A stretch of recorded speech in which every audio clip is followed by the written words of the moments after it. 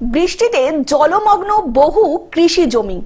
কয়েকদিনের বৃষ্টিতে জলমগ্ন হয়ে পড়েছে উত্তর দিনাজপুর জেলার বহু জমি, যার ফলে রীতিমতো কৃষকদের মাথায় হাত পড়েছে। মানে যে কোনো জল চট করে পাস হয় না, না পাস হলে আমাদের এই যে ধান আমাদের নষ্ট হয়ে গেল।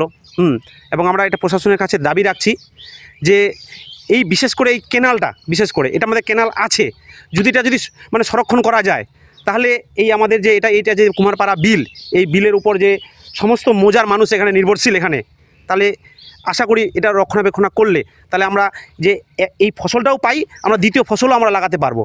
কারণ এই মরশুমে ধান এবং ভুট্টা চাষই ছিল কৃষকদের একমাত্র রুজি রুটির হাতিয়ার।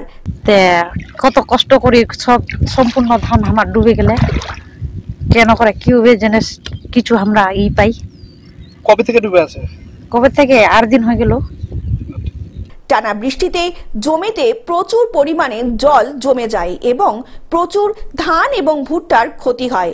এমন অবস্থায় দাঁড়িয়ে এলাকার কৃষকরা দাবি করছেন তাদেরকেও সরকারিভাবে ক্ষতিপূরণের ব্যবস্থা করে দেওয়া হোক। এই যে ধান ভুট্টা কিছু অংশে ভালোই ক্ষতি হয়েছে, যেমন ধরেন আপনার জগদীশপুর, কুমারপাড়া, সরিয়াবাদ বন্ধু এলাকাটাই ধানের বিশেষ করে ক্ষতিটা হয়েছে ভুট্টার সাথে।